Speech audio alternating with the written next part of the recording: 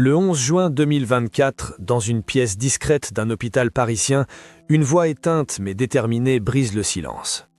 À 80 ans, Françoise Hardy, affaiblie par le cancer, choisit de dire ce que d'autres n'osaient même pas murmurer. Elle parle de Johnny Hallyday.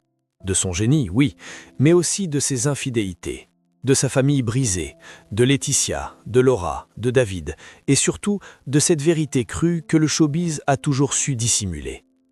Pourquoi cette femme, symbole de discrétion et d'élégance, décide-t-elle de parler maintenant? Que savait-elle des coulisses du clan Hallyday que personne d'autre n'avait révélé? Et si ces derniers mots devenaient la clé pour comprendre une saga familiale où l'amour, le silence et l'argent ont tout détruit?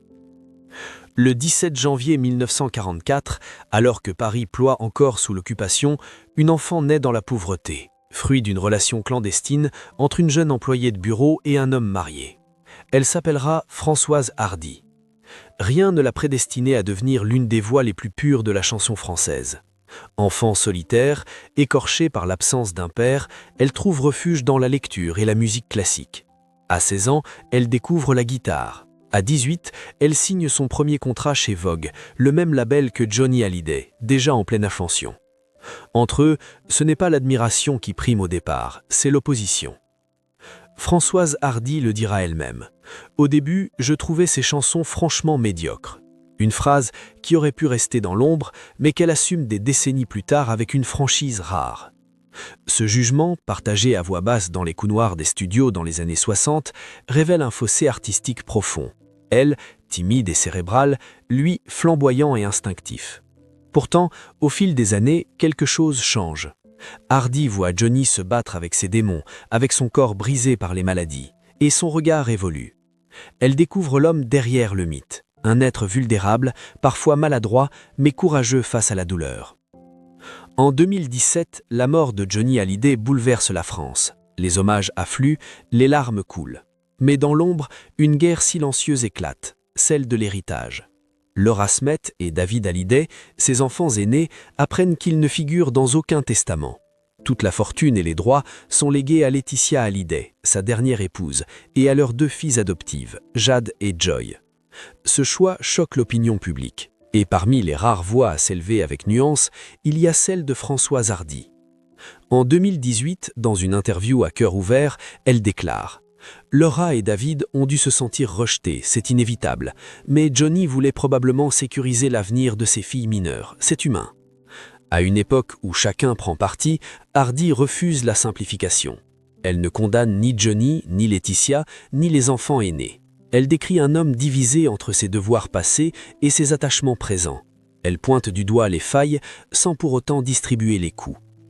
Cette capacité à penser contre soi-même, à ne pas céder à l'émotion facile, fait de Françoise Hardy une voix rare, une voix écoutée, même lorsqu'elle tranche avec le consensus. En 2021, alors que la bataille judiciaire autour du testament de Johnny fait rage dans les médias, elle publie une tribune sur la notion d'héritage affectif. Elle y évoque sa propre relation difficile avec son fils Thomas Dutronc, ses regrets, ses choix, ses silences. Elle fait le lien entre ce qu'elle a vécu et ce que Laura et David semblent endurer. Ce vide d'un parent aimé, remplacé, puis oublié dans un document juridique. Mais pourquoi Françoise Hardy décide-t-elle d'en parler alors qu'elle est elle-même rongée par la maladie? Pourquoi revenir à ce moment précis sur des histoires qu'elle aurait pu emporter avec elle en silence? La réponse tient peut-être dans son rapport à la vérité. Depuis qu'elle a annoncé souffrir d'un cancer du larynx et du pharynx, Françoise Hardy ne ment plus. Elle dit ce qu'elle pense, même si cela dérange, même si cela déçoit. Elle sait que le temps est compté. Et c'est justement parce qu'elle est au bord du départ qu'elle choisit de parler. Non pas pour créer la polémique, mais parce que, selon ses mots, il est cruel de partir sans avoir rendu justice à certains souvenirs. Au milieu des années 60, Françoise Hardy devient une icône. Une silhouette longiligne, un regard mélancolique, une voix douce qui traverse les ondes comme un soupir. Sa chanson « Tous les garçons et les filles » devient un hymne générationnel. À seulement 20 ans, elle incarne la jeunesse française, mais une jeunesse introspective, sensible, loin du tumulte rock de Johnny Hallyday. Elle ne crie pas, elle murmure, elle ne séduit pas par la provocation, mais par la pudeur. Les contrastes sont frappants. Alors que Johnny enflamme les scènes dans des blousons de cuir, Françoise traverse l'Europe dans des robes droites signées Courrèges, parlant peu, chantant beaucoup. Pourtant, leurs carrières se croisent. Tous deux propulsés par le label Vogue, ils partagent studio, manager et parfois plateau de télévision. Ils sont les deux faces d'un même pays, la fureur masculine d'un rock en pleine mutation et la délicatesse féminine d'une chanson littéraire et intime. Mais ce que peu savent, c'est que Françoise Hardy, malgré son image distante, observe tout. Elle assiste aux coulisses du showbiz avec une lucidité glaçante, et ce qu'elle voit la marque profondément. Elle découvre les masques, les failles, les compromissions. Elle voit Johnny, adulé, entouré, mais aussi souvent perdu. Elle sait qu'il n'est pas l'homme invincible que la presse dépeint. Elle voit ses colères, ses fuites, ses rechutes. Dans une interview accordée au journal Le Monde en 2019, elle évoque une scène restée gravée dans sa mémoire. Une répétition télé où Johnny, épuisé, vacille, puis s'effondre sur une chaise. Personne ne l'aide, tout le monde détourne le regard. Elle comprend ce jour-là que la célébrité protège autant qu'elle isole. Son propre succès est plus discret, mais plus durable. Elle traverse les décennies sans jamais trahir son Steve. Années 70, elle se tourne vers l'astrologie et la philosophie. Années 80, elle collabore avec Étienne Dao. Dans les années 90, elle revient avec un album salué par la critique, Le Danger, puis un autre, Tant de belles choses, écrit après une première rémission du cancer. Chaque disque devient une confession, chaque mot pesé comme s'il pouvait être le dernier. C'est dans cet élan d'honnêteté artistique que Françoise Hardy commence à écrire sur les autres. Pas pour régler des comptes, mais pour témoigner. Son autobiographie, Le désespoir des singes, dévoile les dessous d'un milieu qu'elle qualifie de féroce mais infantile. Elle y parle de Gainsbourg, de Dutronc, de son fils, Thomas, de ses doutes de mère. Et plus tard, lorsqu'elle est interrogée sur la saga Hallyday, elle ne se dérobe pas.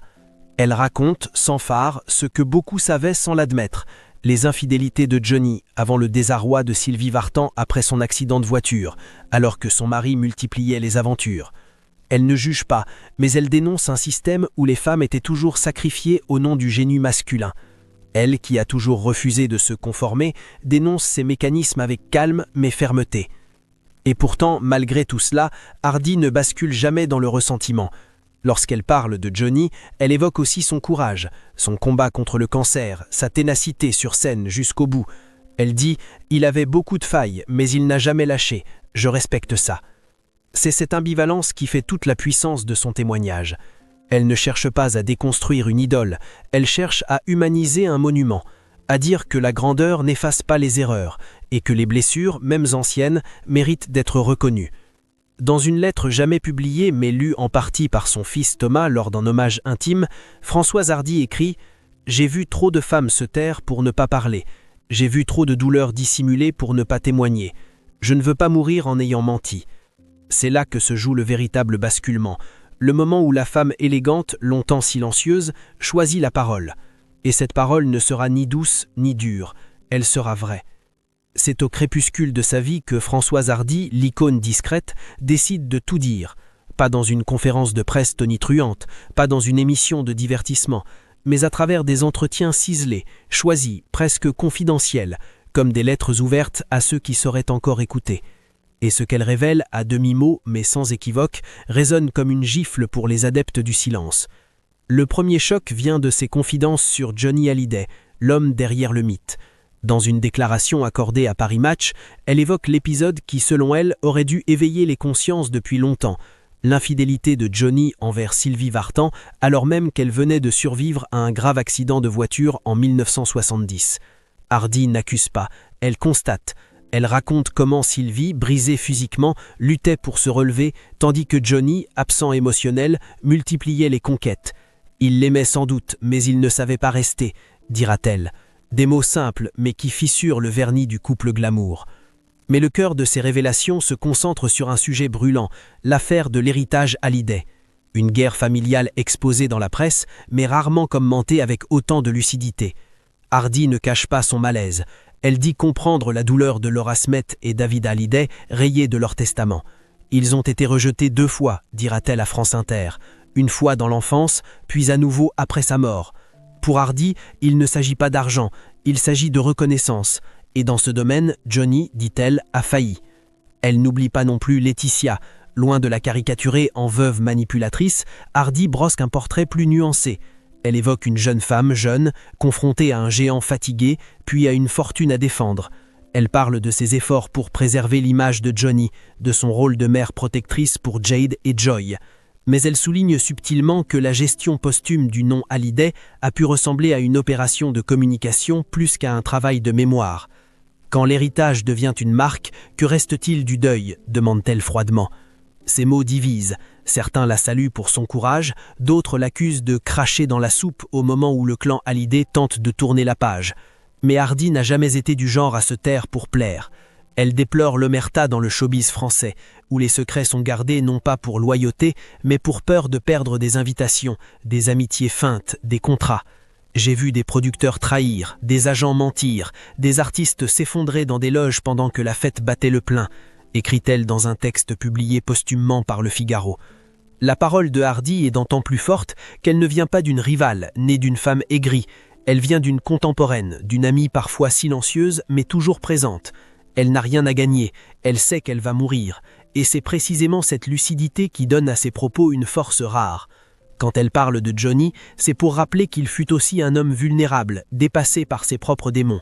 Quand elle parle de Laetitia, c'est pour dire qu'aucune mère ne doit être accusée de protéger ses enfants. Et quand elle parle de Laura et David, c'est pour poser une question simple, terrible. Comment continuer à vivre quand on a été effacé par celui qui vous a donné la vie ?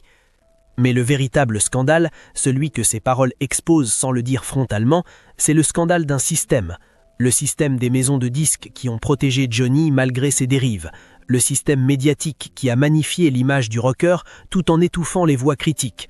Le système judiciaire qui a permis qu'un testament établi en Californie, en totale rupture avec la tradition française, devienne un instrument d'exclusion. Hardy, elle, refuse l'hypocrisie. Elle rappelle que Johnny n'a pas toujours été un père exemplaire, ni un mari fidèle. Elle rappelle aussi qu'il a été aimé, adoré, vénéré, mais qu'il a laissé derrière lui des silences lourds et des blessures non refermées. Elle ne cherche pas à le salir, elle cherche à rétablir l'équilibre, à redonner voix à ceux qu'on n'a pas écoutés. Et lorsqu'on lui demande pourquoi elle choisit de parler si tard, elle répond, dans une formule glaciale, « Parce que je ne veux pas que les mensonges m'accompagnent dans la tombe ». Cette phrase, simple mais brutale, fait figure de testament moral. Elle n'a pas cherché le scandale, mais elle n'a plus voulu s'en protéger, car à ses yeux, dire la vérité, même imparfaite, vaut mieux que de préserver un mythe construit sur l'oubli. Françoise Hardy n'a jamais craint la mort. Ce qui l'effrayait, c'était de finir sans dignité. Depuis 2004, elle affronte un cancer du système lymphatique, puis du pharynx. Au fil des années, la maladie la dépouille lentement. Elle perd le goût, l'odorat, la voix, elle devient sourde d'une oreille. À la fin, elle ne peut plus ni manger ni respirer normalement. Et pourtant, elle continue à écrire, à penser, à parler, par écrit, pour ceux qui n'osent pas. Dans une lettre ouverte adressée au président Emmanuel Macron, publiée en 2021, elle implore une réforme de la loi française sur la fin de vie. Elle plaide pour le droit à l'euthanasie, sans détour, sans pathos. « Je vis un calvaire », écrit-elle. « Mon corps me torture. Mon esprit, lui, est encore là, mais pour combien de temps ?» Ce cri, si digne, résonne comme un dernier combat. Elle ne cherche ni la pitié, ni la compassion. Elle veut seulement choisir la fin de son propre récit. Autour d'elle, le silence s'installe. Les amis se raréfient. Certains, mal à l'aise, fuient la maladie. D'autres l'admirent en secret, mais ne lui rendent pas visite. Elle note cela avec une lucidité douloureuse dans ses derniers entretiens. « On n'aime pas voir le miroir de notre propre fin », confiera-t-elle à un journaliste. Pourtant, elle ne se plaint pas, elle constate. Ce retrait progressif de la vie publique n'empêche pas les journalistes de la solliciter. Chaque apparition, chaque mot devient événement, et à chaque fois, elle utilise sa voix pour dire une vérité, sur elle-même, sur le monde, sur les autres. Quand on lui demande si elle regrette d'avoir parlé de Johnny, elle répond simplement « Non, ce que j'ai dit est juste, je n'ai jamais inventé ». Sa fidélité à la vérité dépasse toute considération de notoriété ou de confort.